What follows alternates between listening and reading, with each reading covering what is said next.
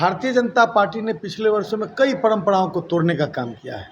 उसमें से यह एक परंपरा है कि आज विपक्ष विहीन संसद हो जाए, सदन हो जाए, यह मानना एक डिक्टेटर सोच वाले व्यक्ति का ही काम हो सकता है या पार्टी का काम हो सकता है। वो इवेंट मैनेजमेंट रोज कर रहे हैं तो उससे कोई नुकसान हो रहा है। जनता और जागृत हो रही है कि हमको प्रोवोक किया जा रहा है, हमको किसी चीज़ के लिए प्रभावित करने की कोशिश की जा रही है। नमस्कार, न्यूज़ फाउंडेशन देख रहे हैं और मैं हूं आपके साथ रंजन सिंह। आने वाले 12 जून को महागठबंधन के विपक्ष की बड़ी बैठक होनी है और उस बैठक को लेकर भारतीय जनता पार्टी ने विरोध जताने की बात कही है, जिसको लेकर हमने बात किया।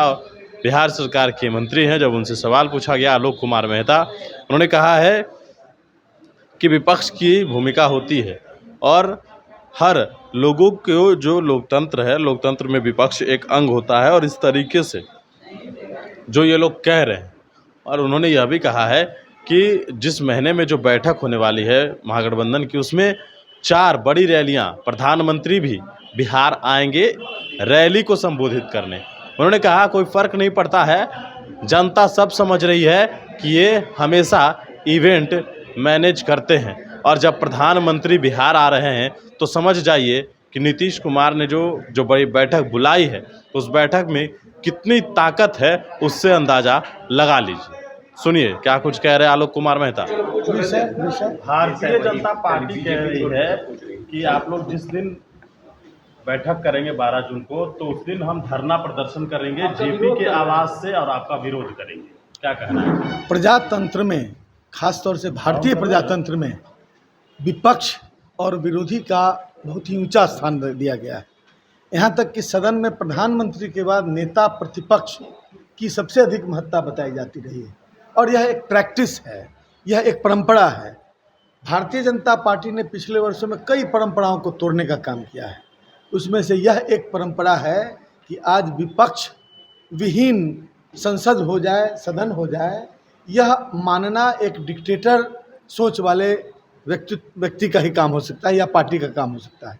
मैं समझता हूं कि इन चीज़ों की समझ देश की आम आवाम को भी है, इसलिए उनको आम आवाम के इस कॉन्शसनेस, इस अवेयरनेस से डरना चाहिए। यदि ऐसा वो नहीं करते हैं तो जनता, देश की जनता आने वाले दिनों में जो आजकल कुकृत्य हो रहे हैं, उसके उसको देखकर जनता अपना फैसला सुनाएगी। जिस महीने में आप बैठक कर रहे हो, उस महीने में भाजपा 4 बड़ी रैली कर रही है। नहीं, मैंने ये जो प्रदर्शन है, धन प्रदर्शन, जन प्रदर्शन से ज़्यादा धन प्रदर्शन, यह इसको भी जनता बहुत बारीकी से देख रही है और उसी का नतीजा है कर्नाटक।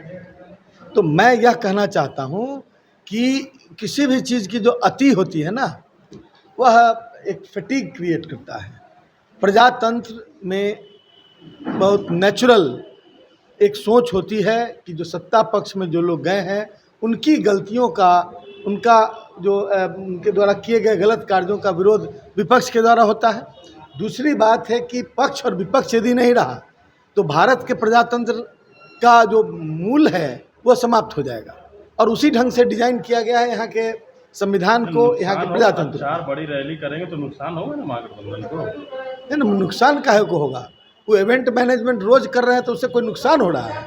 जनता और जागृत हो रही है कि हमको प्रोवोक किया जा रहा है, हमको किसी चीज़ के लिए प्रभावित करने की कोशिश की जा रही है, मन के ऊपर नियंत्रण करने के लिए तमाम उपाय किए जा रहे हैं। ये बात को जनता समझने लगी है। नरेंद्र मोदी भी आ रहे हैं उसी समय में, जब आपकी महागठबंधन की बैठक होगी, बैठक के बाद जो रणनीति बना करके आप लोग, भाई तो हमारे इस बैठक में इतनी ताकत है, इस बात का तो एहसास कीजिए।